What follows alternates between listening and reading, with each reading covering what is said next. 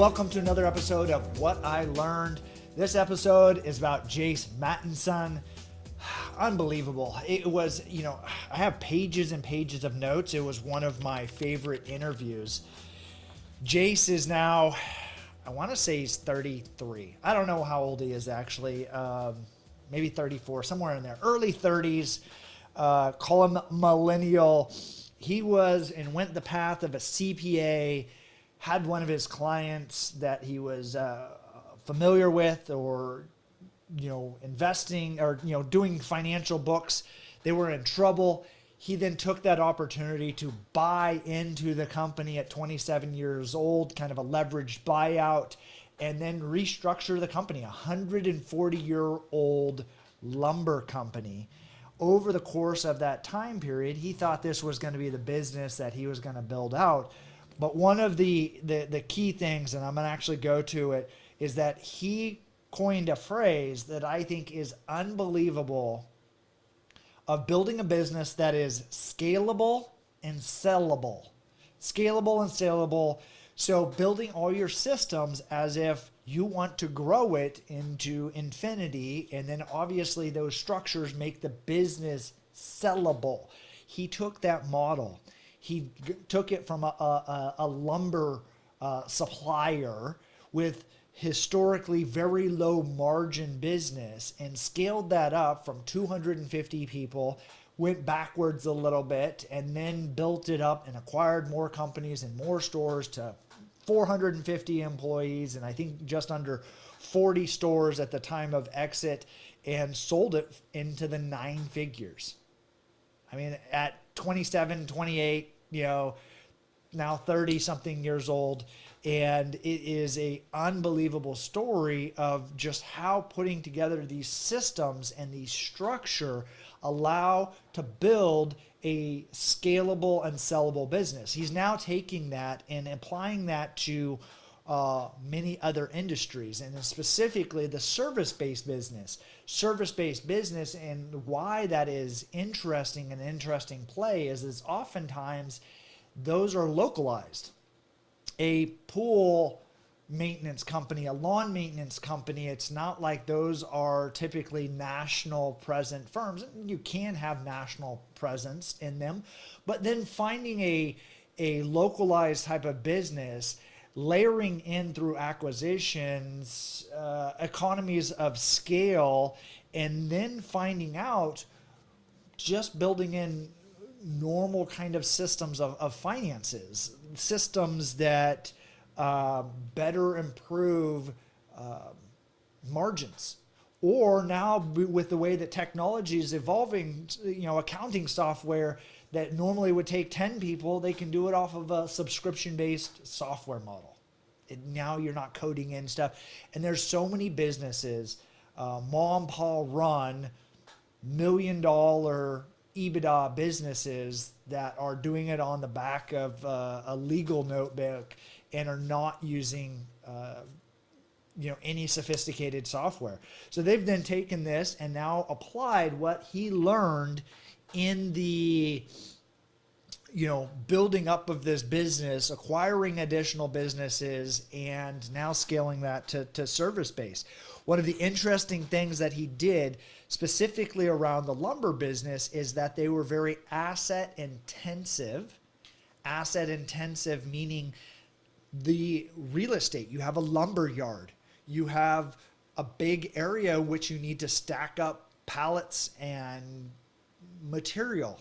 So you would have a big, large real estate footprint. You would also have the rolling stock, the forklifts, and then you had your inventory. And so you were able to finance the business based on its assets, as opposed to service businesses are much more difficult to finance because they're asset light. They don't have assets. One of the key things in when you're acquiring these businesses is the psychology. Another key component to doing an acquisition, and I don't care if this is buying a business or buying a piece of real estate, is what is the decision matrix that is causing this person to entertain a sell of their business or their property. Why are they selling? try to get that backstory. And I've found that when you can find out why they're selling, and then some of the dynamics that are maybe not present from a high level. For instance, Jace talked about a situation where some stepkids worked within the organization where they didn't have any influence on the org chart. They did have a lot of weight in their personal opinions to the people that were potentially selling that blew up a potential deal because they had not understood the dynamics of the psychology of people. And so now what you can do is use some psychology, use these mechanisms of maybe asset heavy businesses that have low margins, but you can finance it or get high leverage on it and be able to come in with little to no money down. So Jace goes through this, breaks into, and I want to highlight one of the other big things that he mentioned that I very, very much agree with is business is inherently good. What does that mean? It employs people.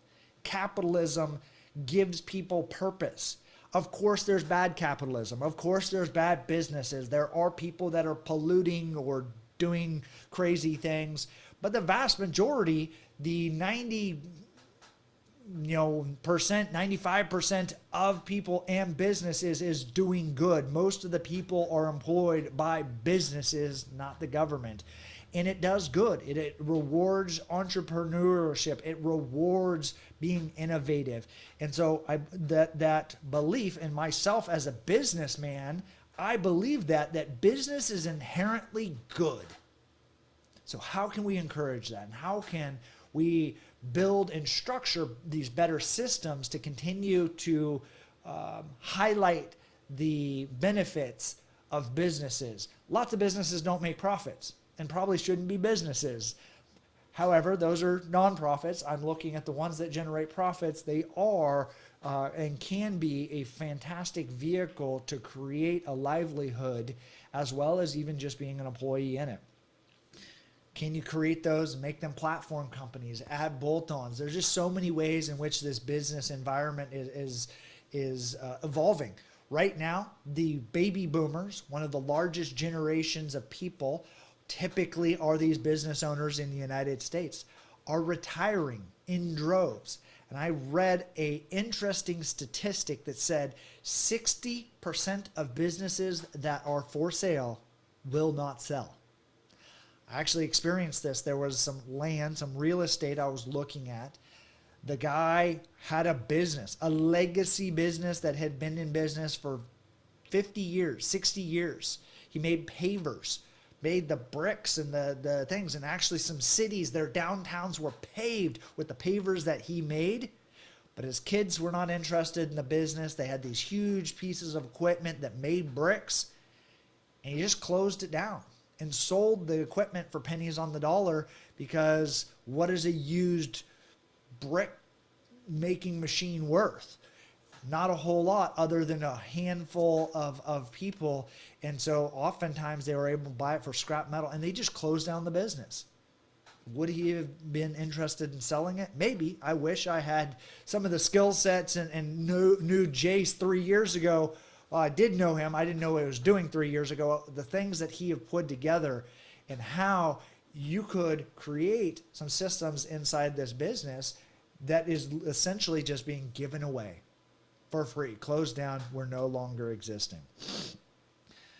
So how can you take that? Obviously, you can listen to the episode by Jace. He gives a lot of practical advice, a lot of lessons learned throughout his history, as well as some great book recommendations, some great podcast, and really everything is a risk. One of the key factors is doing nothing is a risk. Investing into businesses is a risk. It's all a risk, and how you can be and take a calculated risk as opposed to being risk adverse. So I hope that you get a chance to check out Jace's episode, because it is a fantastic one. It unlocked a lot of things for me that I was on the fringe of understanding, the clarity and the systems that he talks about being able to put in place, I know are going to benefit my business as well as my potential investing and acquisition strategies into the future. Check out the episode. It is an exciting one. It's actually one of my favorite episodes I've done so far. Don't tell the other guest that this episode was my favorite so far, but check it out. Check out Jace. Follow him in the links down below. Thanks, guys. Again, enjoy your day.